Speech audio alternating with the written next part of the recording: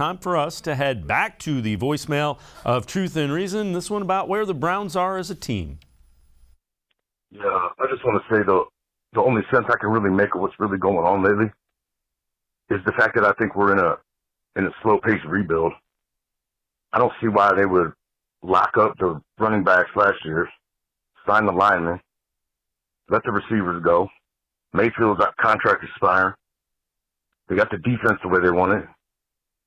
I mean, just plain and simple, it's a rebuild. So I don't look forward to nothing real big this season.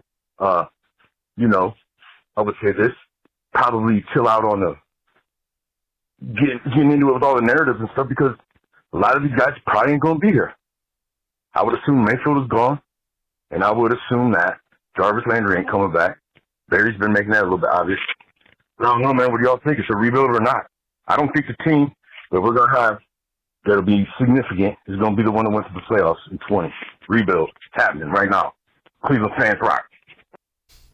All right, we appreciate all of the voicemails. Demon, I don't think it's a rebuild. Again, I think the 11-5 was a little bit misleading. They won a lot of close games, and this year they lost all of the close games. That's really the difference between the 11-5 season and the 8-9 season. They didn't win close games this year.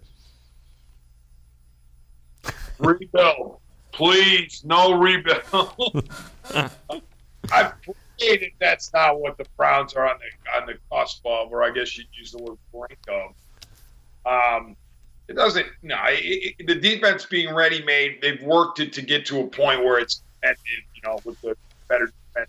Yeah, certainly in the AFC. So that's not a rebuild situation. And the offense, if Mayfield can rebound, if he can come back, then all of a sudden you're not rebuilding because your QB1 is playing well. Nick Chubb, we know him to be tremendous. I am nervous, though. I will say this. I'm leery of offenses in today's game that lean on the running backs and the tight ends. It just doesn't work for me. I think you have to have a dynamic offense that starts with the quarterback and flows through some pretty darn good wide receivers, recognizing that it certainly helps to run the ball, yes, and Nick Chubb is valuable, and he's one of the best in the league. But this team desperately needs a dynamic passing attack or elements of a dynamic passing attack.